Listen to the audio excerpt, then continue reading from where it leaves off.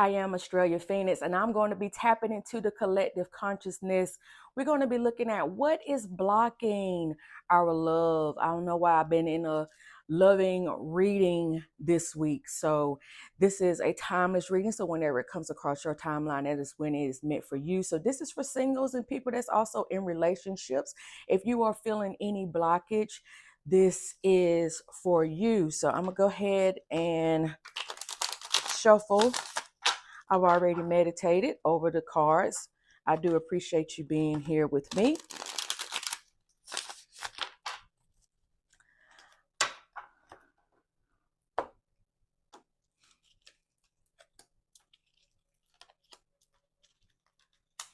All right, so the three that I pulled out: losing yourself, too much, and not my type.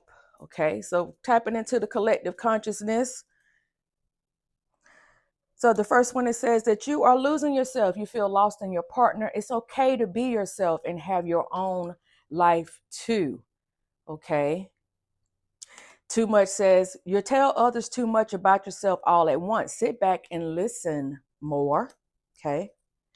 Not my type. Be open to different types of people because you may be surprised who you find. So collective. When you first get into relationships, whether you've been in them for a very long time, but when you first get into a relationship, it's so easy to divulge so much information. Okay. You want to tell them all of your backstory, you want to know their backstory. And it's funny because I had a talk with my husband. I want to say it was back maybe last summer. And I posed the question to him that if when you first meet someone, right? And you only tell them about you as far as, okay, what I do for my career, where I'm from, just strictly family stuff. But when it comes to past relationships, you never tell them why the relationship ended. So, for example, if the last relationship that you were in is because they cheated on you, right?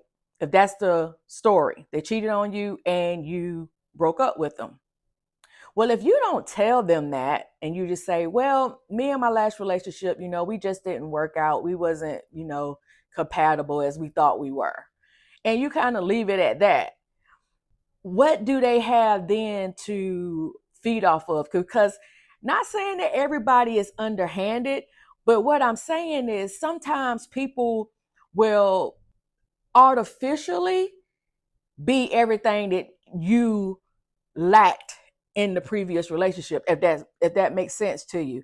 So if you say that you were cheated on, it's easy for them to say, well, I don't cheat, or I would never cheat on you. You're too beautiful, or you're too handsome. I would never cheat on you. It's easy to say that because, first of all, we don't have any history. Nothing has transpired for you to cheat on me. This is all new energy. And so when I look at this too much card, I wonder, is there somebody that's giving too much information? And when you are feeding in too much information, you may be helping them to manipulate you. Not saying that that's the case. I'm just saying that it can happen. What if you only divulge the information, as I said, that is necessary? And again, all past relationships were, we just didn't work out. That's it. We just didn't work out. Then I want to know, how quickly will they be themselves versus being a representative? Okay. How quickly will they not try to put on airs, and really and truly show up as their authentic self? Because what really happens is, a lot of us, we give too much information. Such and such did me this way. My baby daddy did me this way. My baby mama did me this way, and da da da da da. And of course, somebody's going to be your knight in shining armor, or your best woman, savior, the nurturer and all that. They're going to do all the things, okay? Because if they really like you, they want a shot. So of course they want to be compassionate for you and really feel your pain. And they may even share their experience with you. But I just wonder, because I've never done that before when I was dating. I've been married now almost 10 years. So this doesn't pertain to me per se, but me and my husband, we like to have these deep conversations. I have a cousin that recently got out of prison for 13 years. And so as soon as he started dating, he's telling them all the childhood wounds, and all of the things. And, last relationship before he was incarcerated. And it's like, it's a trauma bond now. And I said, you don't want to be in a relationship with somebody over a trauma bond. Okay. I want to genuinely like you because I like your energy. I like who you represent right now. Okay. Not saying that you don't need to know some of their past, but it's like, again, what this card says, some things could just be too much for some people to handle. And this could be a part of you that you're no longer that part. Okay. So say if you was the cheater and then you say, well, I wound up cheated on my ex-girlfriend or whatever, or my ex-boyfriend, I cheated on them, whatever the case may be, that it ended not so favorable. You don't want them to look at you automatically with those lenses of, oh, I might have a cheater on my hands. Sometimes you could just say too much. And I do believe that. I believe in letting situations unfold. Not saying that you are being manipulative without giving the information, but just allowing things to unfold naturally. Okay. Don't give them the whole spiel in the first date. Okay. In the first week of you knowing someone, you done told them your whole life history.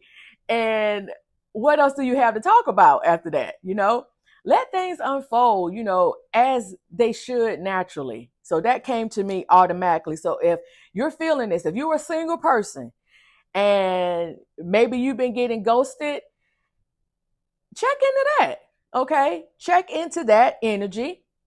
Now I'm leaving this losing yourself card for the last. So not my type. I feel like everybody should explore outside of what they're normally have dated in the past. So say if you've had bad relationships and you always pick one type of person every time, you need to explore, because some of the best relationships that I've had, whether that was romantically in the past or just as friends, was because they was not somebody that I naturally would have went for or would have naturally been attracted to. Not saying that you got to get somebody that look like it down in the basement or something, but I'm just saying, you know what I'm saying? You want someone that checks more than just the boxes of the outside appearance, okay? Because outside you can put on the mask, the makeup, the hair. You can do all the things. Even the guys is wearing the hairpiece now and dyeing their gray and doing all those things to present yourself well. But what is it in the heart? I feel like we need to get into the heart space and find out, maybe that guy or that girl that is shy, she's not outgoing, and you're that outgoing person. Maybe you might be that person that if you give them and you give each other a shot, maybe you all will complement each other, right?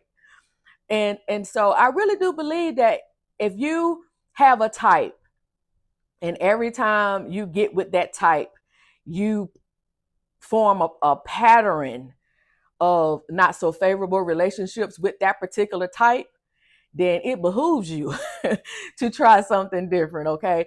Also, crossing the racial lines as well. I don't see there being a problem with that. So I would always say to give different things a try.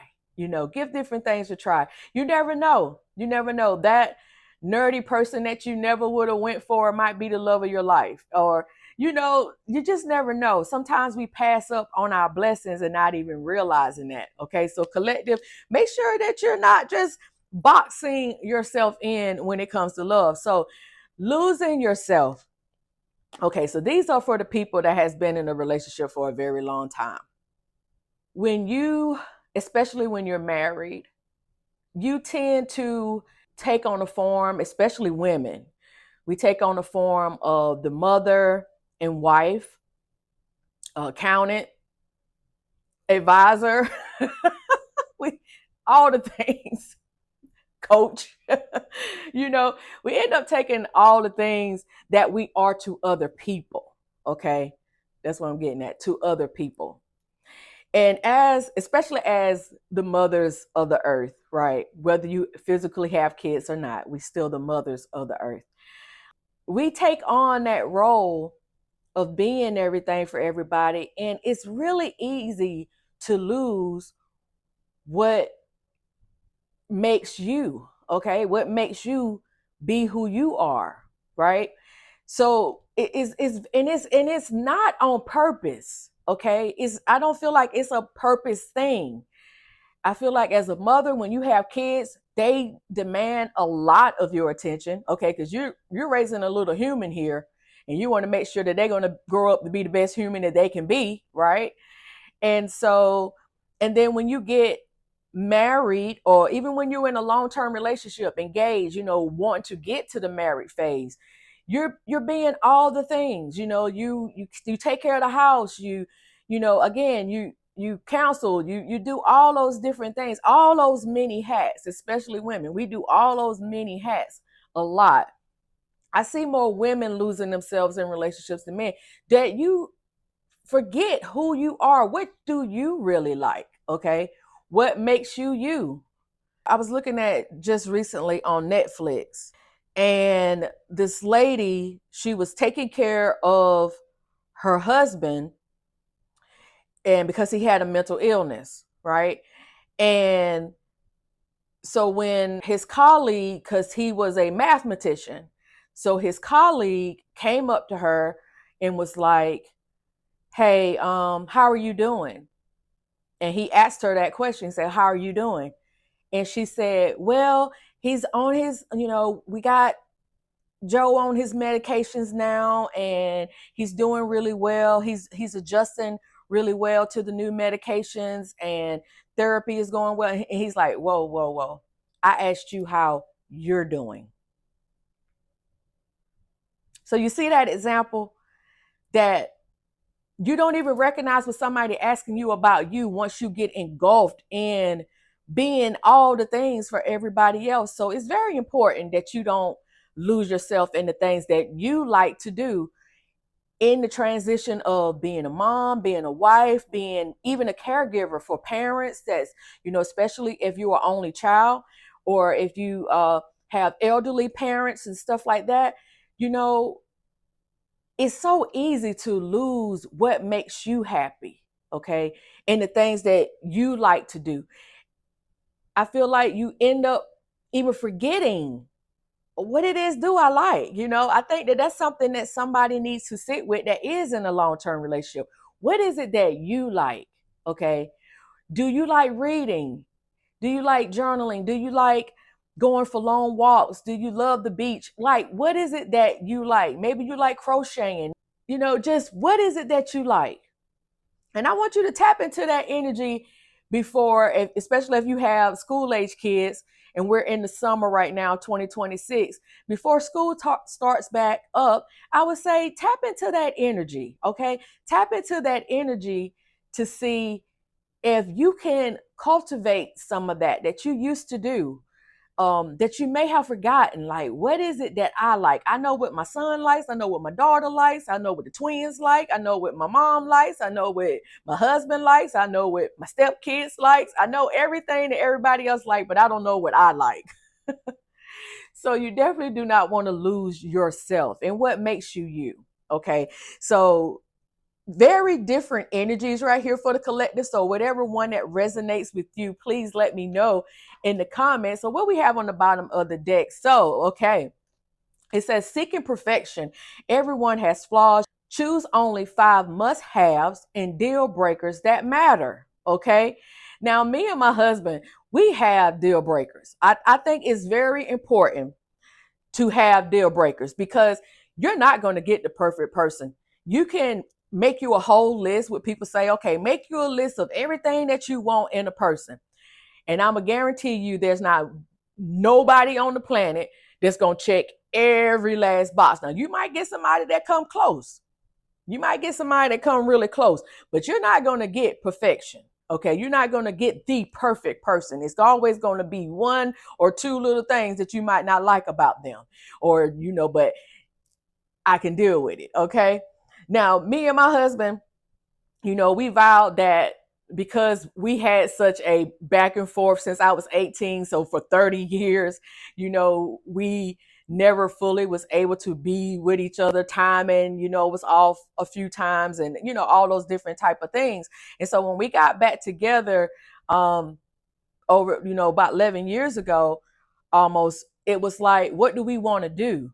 Because I know you, you know me, and we're not going to ever be the perfect person, but what are your deal breakers and what are mine? And what are we willing to work through if these situations come up in the relationship? So both of our deal breakers, of course, was infidelity.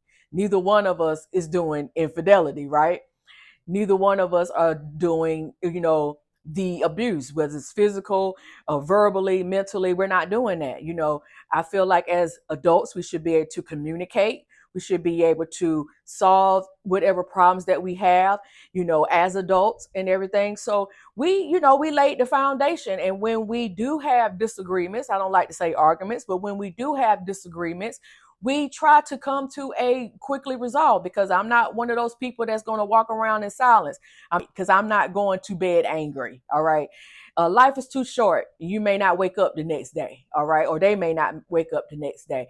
And so I don't want the last thing, that exchange that we had, if that was to happen, to be where we were in an argument or where we were in turmoil at that particular time. So whenever we have those disagreements, we have to end that. We have to put it to rest that day. Okay. So that is some of the things that we have said. Okay, these are our deal breakers, and these are the things that matter. Everything else, okay, we'll work with it, because a lot of relationships are really easy now to just throw in the towel on the very first thing.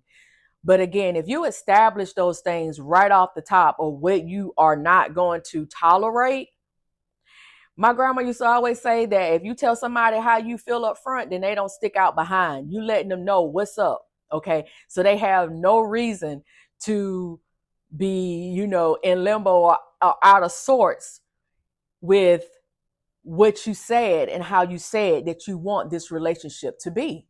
Okay. So I really do think that is important, to set your expectations, but don't do them to the point of rigidness where you cannot bend at all. Because again, you may miss your type. You may miss your type. You may miss somebody that you wouldn't even think is your type, because you're too busy seeking perfection. Okay. So very light energy right here. I think it was really loving and playfully, and very, real situations, but not nothing really heavy, with the cards today. I don't even feel like I need to pull any clarifiers. I feel like, these were pretty straightforward. With my tarot, I had already shuffled these. And so at the bottom of the deck, we got the 3 of Cups. So I feel like we all need to be in community, right? Of some sort. Getting to know each other, getting to know our differences, working with our differences, and seeing how we can be a real, true collective consciousness together, and see how we can work together, right? To make our relationships a lot stronger than what they have been, being very transparent as far as some of the things that we divulge, but again, letting things unfold again naturally, not oversharing and giving them away too much to the point that they can manipulate you or you can manipulate them. I feel like You don't want that kind of energy. You want whoever you meet, whoever you come in contact with, that it's a blessed union for both of you, a blessed situation that you both can benefit from, and not somebody benefiting more than the other person. We need that balance. And that's what we are lacking now in our relationships, is that balance. We don't have that balance no more. It's too much patriarchy over here, and then it's too much matriarchy over here. We need that balance. We need that duality, that divine masculine and feminine to come together. And that does not mean that you have to be, okay, a male and a female, but the energy of the divine masculine and feminine in unity, okay, in unity. And again, not losing ourselves when we get that unity. Okay. All right. So if you enjoyed this really like reading, I really do appreciate you being here. Let me know in the comments. I really do appreciate all your love and your support here at the Rooted Phoenix. I am Estrella Phoenix, and on this channel we use our spiritual tools to help heal, transform, and guide us towards our abundant path. I do appreciate you. Let's end it with amen, ashe, and so it is.